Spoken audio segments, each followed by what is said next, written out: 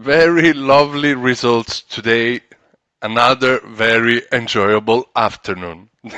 This, in the words of Max Verstappen, another dominating win today in Spain, but we all knew it. We all knew it that Max was going to dominate this Grand Prix.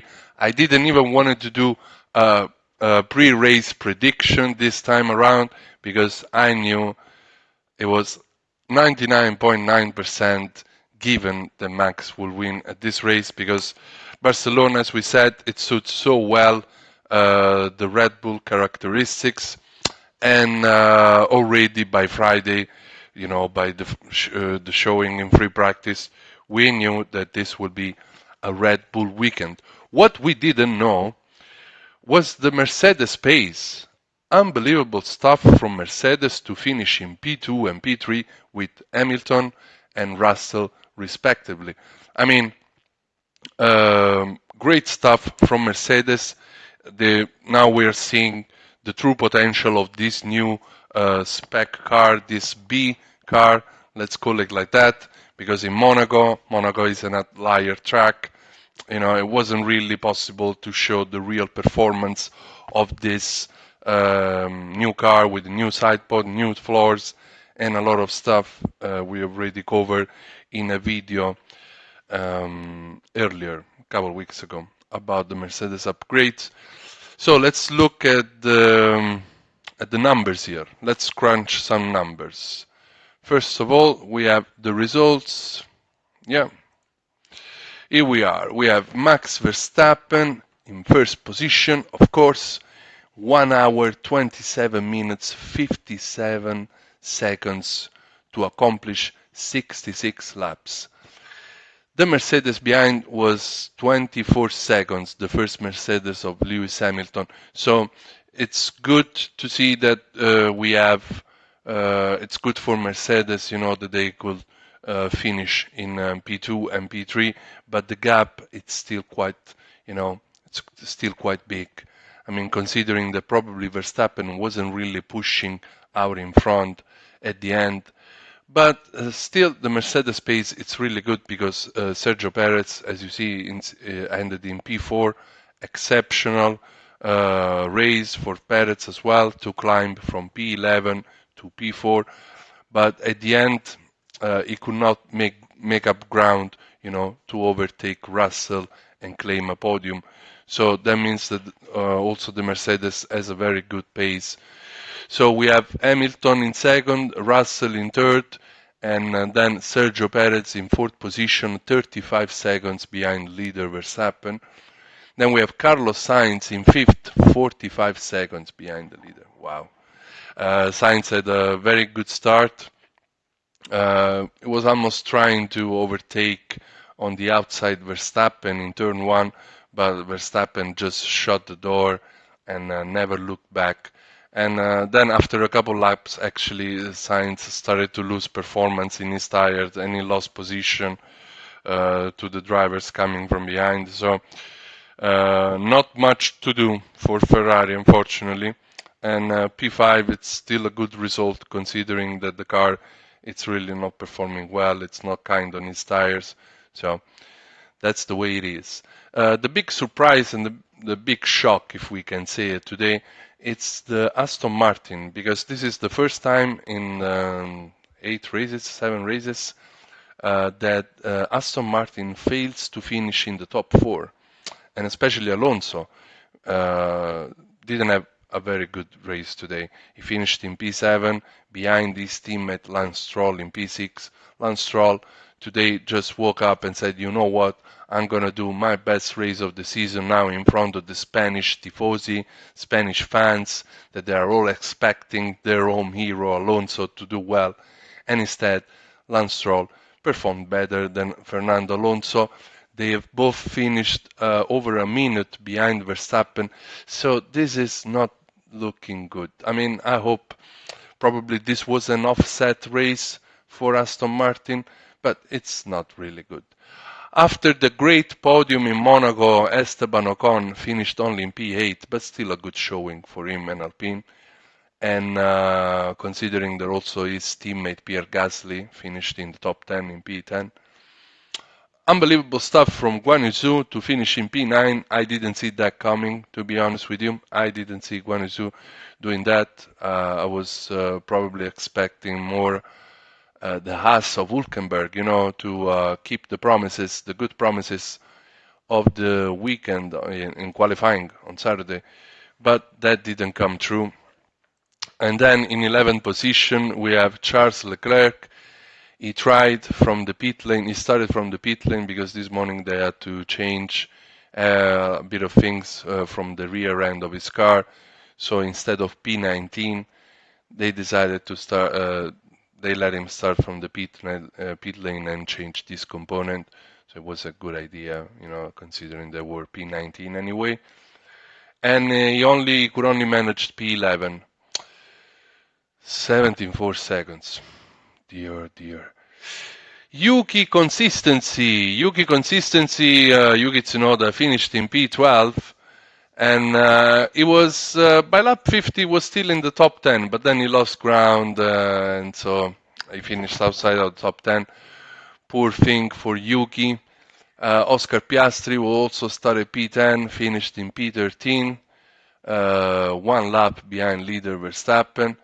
And then Nick de Vries in 14. We have Hülkenberg, who started P7, considering that Gasly had two penalties, 2 3-place grid penalties, and started in P10. So Hülkenberg, instead of P8, which was his qualifying position, started from P7. But he couldn't replicate that form in today's race, and he ended up in P15. Then in 16 we have Alexander Albon, and followed by Lando Norris, who had a terrible luck at the start of the race. Poor guy, Lando.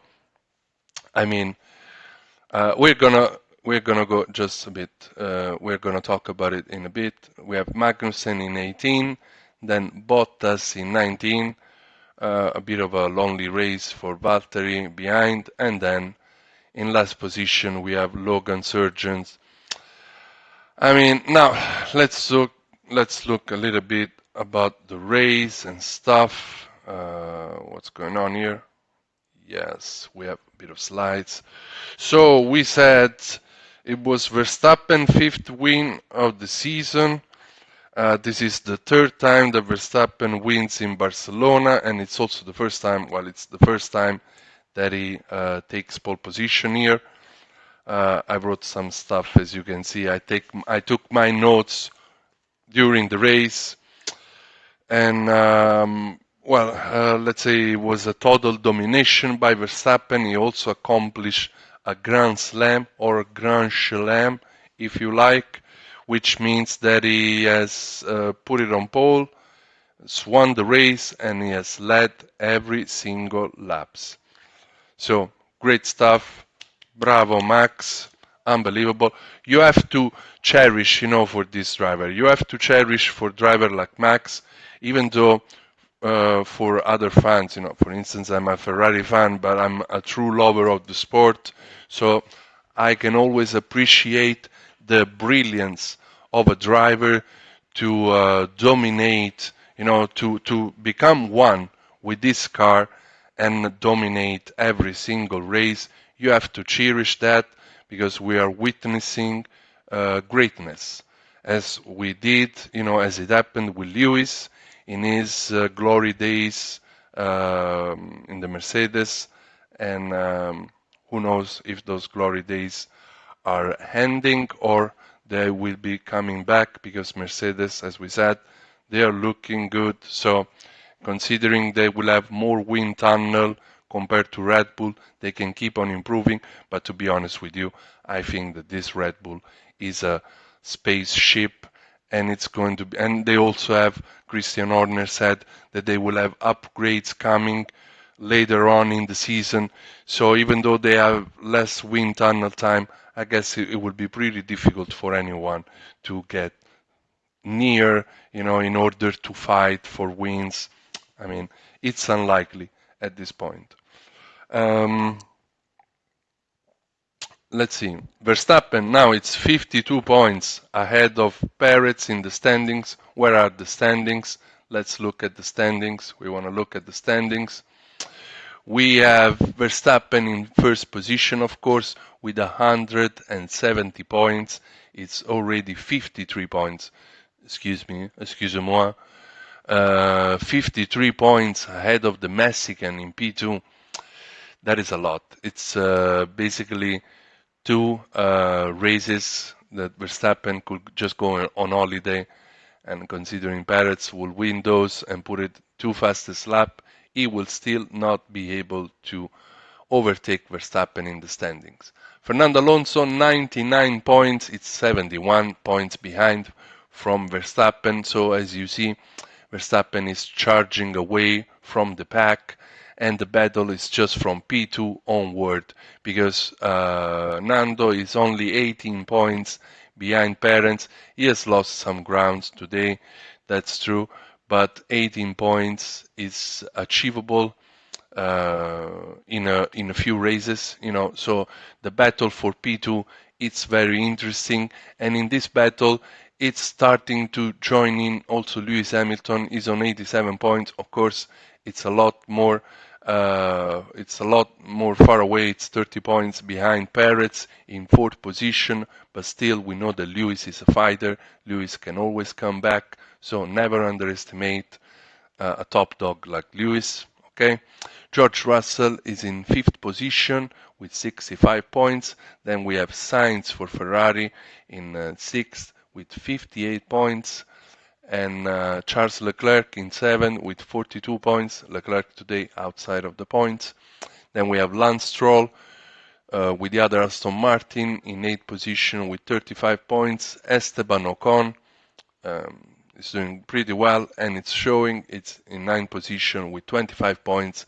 And to round up the top 10, we have his teammate Pierre Gasly, who has 15 points. Who else? Let's look at the other side of the standings. We have Lando Norris with 12 points in 11th position. Nico Hülkenberg, 12th position with 6 points, followed by Oscar Piastri with 5 points in 13th position. Then Bottas, 4 points, alongside his teammate Zhou in 14th position. Then in 16th position we have Yuki Tsunoda with 2 points, Kevin Magnus in 17th with 2 points, a single point for Alexander Albon in 18th position, and then pointless Nick De Vries and Logan Sargent to round up, let's say, the top 20. So we said total domination by Verstappen. Driver of the day, we would say Lewis Hamilton. It's our driver of the day, just because we were not expecting Mercedes to be so well, and he has finished 24 seconds, which is kind of a lot, but still, I mean, that shows improvement, considering that in other races, non-Red Bull cars, they were like over 30 seconds, behind. But we don't know how much Verstappen pushed out in front, so we can't really tell. Let's see, very lovely and very enjoyable race. Let's see what I've written here. So at the start we had a great getaway for Sainz. Was trying to overtake Verstappen on the outside of turn 1, but Verstappen would have never left Sainz, doing the move, and he immediately closed the door and say au revoir, hasta la vista, hasta mañana, or whatever to Sainz, and he just started to drive off into the distance. Then he was comfortably into the lead and not really needing to push. Consider that Verstappen started on the medium compound tires, and all the others behind him were on the super soft. So you could expect that the getaway at the start would not be as good as the other on the super soft. But even though he had a bit of like sliding around in the first few corners, but then he found the rhythm, he settled into the rhythm, and he just drove off.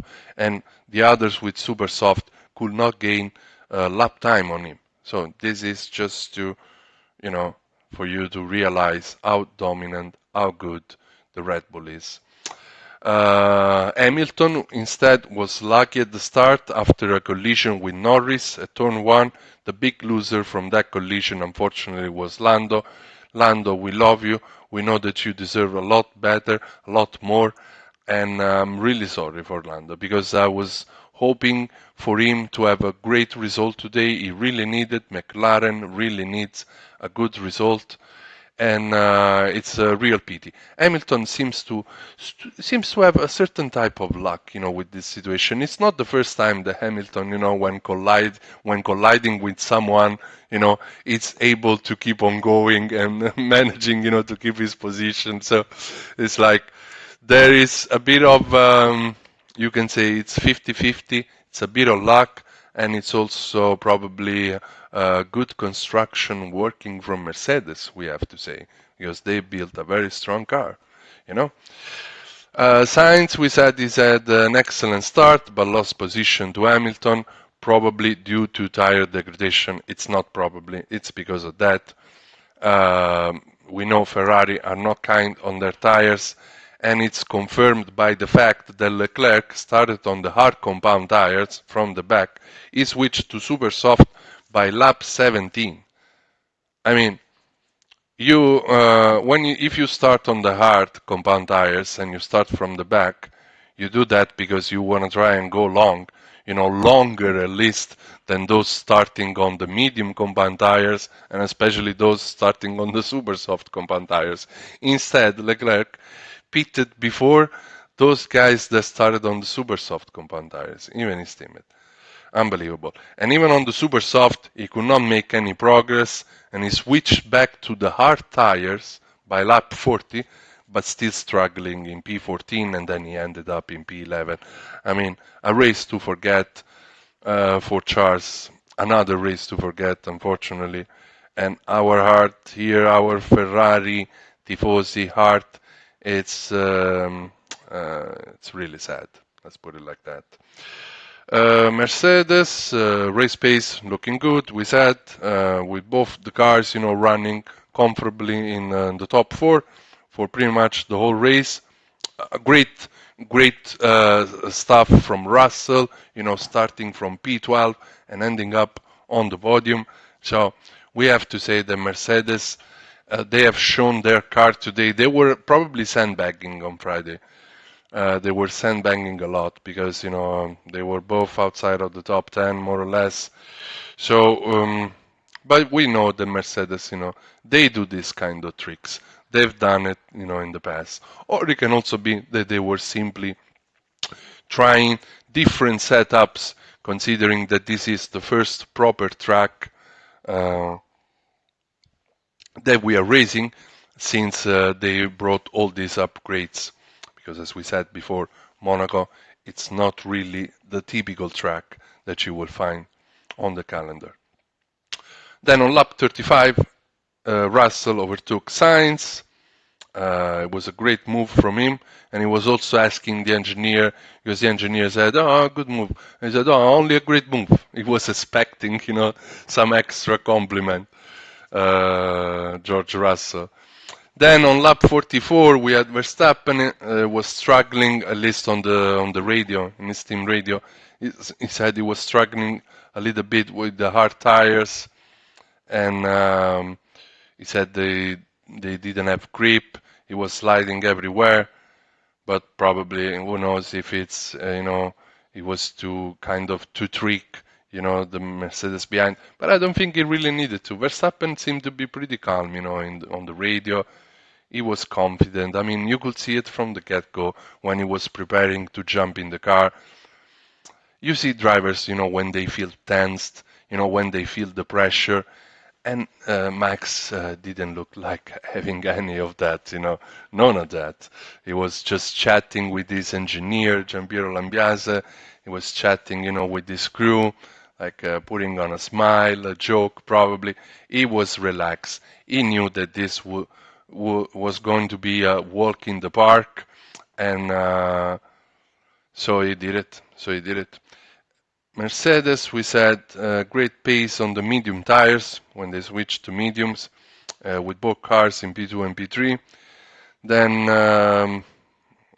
as we already said, Perez, great stuff, climbing his way through the field.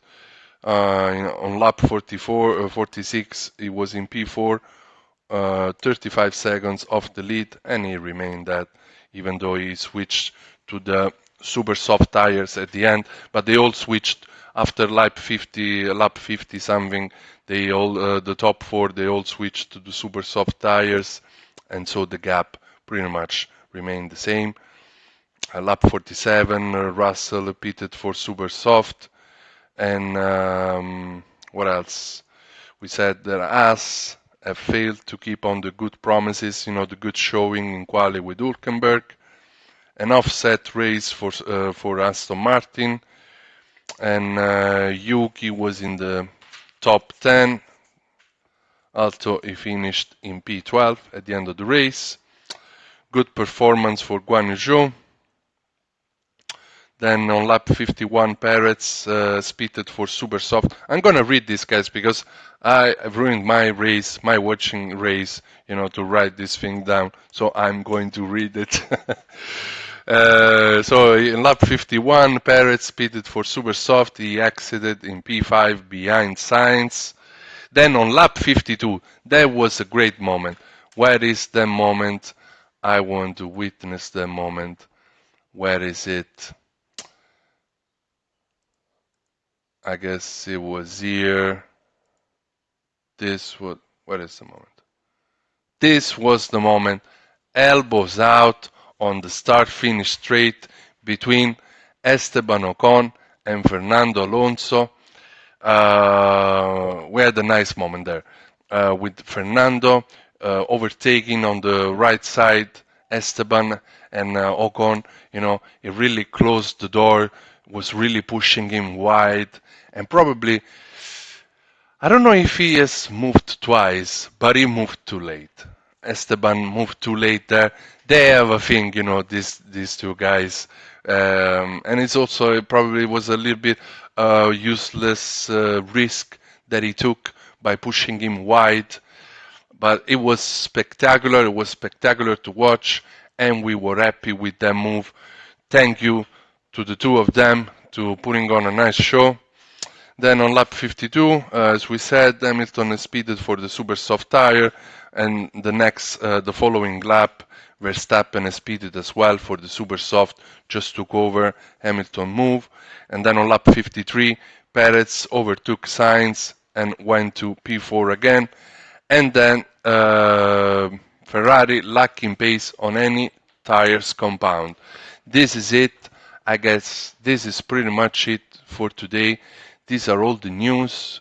Have we look at the standings? Want to look at the team standings probably? We have watched the championship standings. Let's look at the team standings.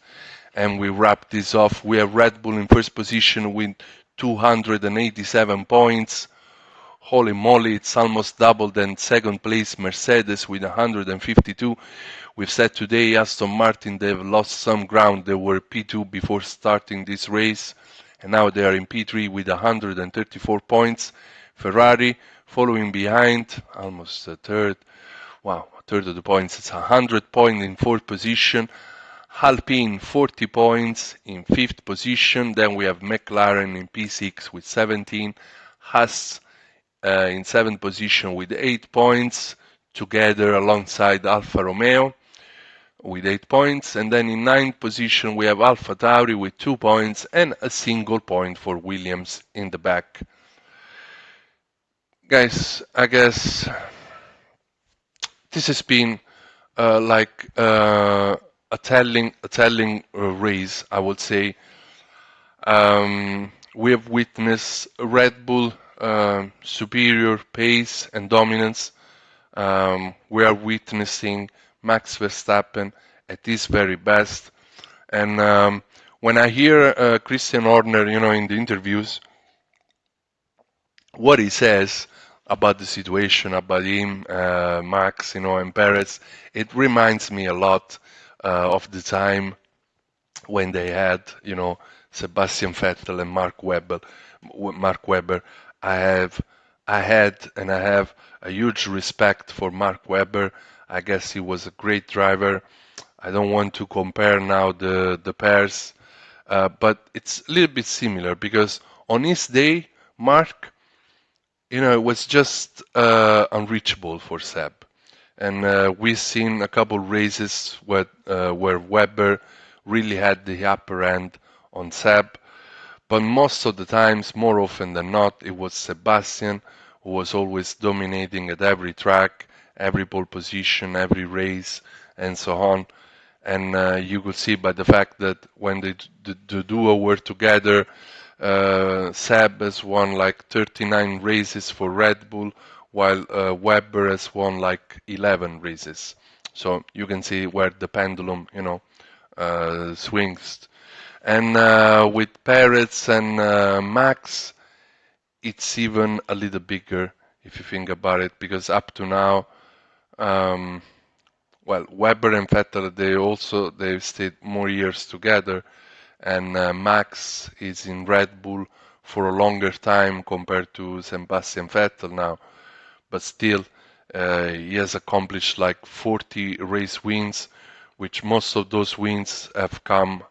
You have to consider that most of those wins have come in the time that Perez joined the team in 2021, and since 2021, Red Bull, they have such a great car, and especially from last year and this year, so dominant, capable of winning almost every races. And who knows, probably this year, because the record at this moment, it's still ongoing, it's still possible. Red Bull have won all races this season, 7 races, they've won them all. They have won the sprint race as well. Where was the sprint race? Azerbaijan, something like that. I cannot remember now, but still, they won everything, so it's still ongoing. And it reminds me a little bit that period, that Horner was trying to not justify, but trying to, spend good words about Webber as he's doing for Perez, but at the same time, he acknowledges that, he has to say that Max is on the top form of his life, and it's the same thing that he was saying about Vettel, back back then. So it reminds me a lot of that situation, and Sergio is in this situation now, fighting with a formidable opponent. And so I guess considering that now the gap is 53 points, he really needs to wake up, and do something, and up his game. Otherwise, Max is going to wrap this championship by the end of the summer, basically. So, having said that, um, I want to repeat that we need to cherish, this moment, these drivers, like Max, what they are accomplishing in Formula One. It's it's unbelievable. It's a great achievement. It's a great display of skill and bravery and artistry, with driving a car. So we have to cherish that. And but as a fan of the sport, I always like to say that I would like to uh, to watch, more fighting, like tight battles out in front. Because of course it's nice to watch a guy, dominate the field, and just drive off into the distance. But to be honest, I think that most of us appreciate more tight battles, in general. If it's for P1, if it's for, even if it's for P5, P10, or P whatever, you know, we enjoy tight battles. We don't want to see like cars too far from each other, driving on their own, and so on. So let's hope that this championship it's capable of bringing more excitement going forward. Probably Mercedes, they are going to bring a little bit of excitement with their developing and their progress. So let's hope for that. At least, I mean, remember the fights that we had in 2021. That was a formidable season. Even though I'm not either a Red Bull or a Mercedes fan, but at least there was real fighting. You know, you didn't know if Verstappen or Hamilton will put it on pole. You didn't know if Hamilton will win that race or Verstappen will win that race. And that's the kind of excitement, you know, we want to see. So let's hope that we have a bit more of that. And I think this is it. So I'm going to wrap it off, and I'm going to join you for another video afterwards about facts and statistics of this race. Guys, if you like this content, please take a second, smash that like button, subscribe to my channel, which means a lot to me. And I hope I'll see you back. I hope you have something to say. If you have anything to say about what I've been mumbling up to now, please write it in the comment. Let me know. Let me know what you think. Let me know what you think of this race. And I hope you have a great Sunday, and see you all into the next video.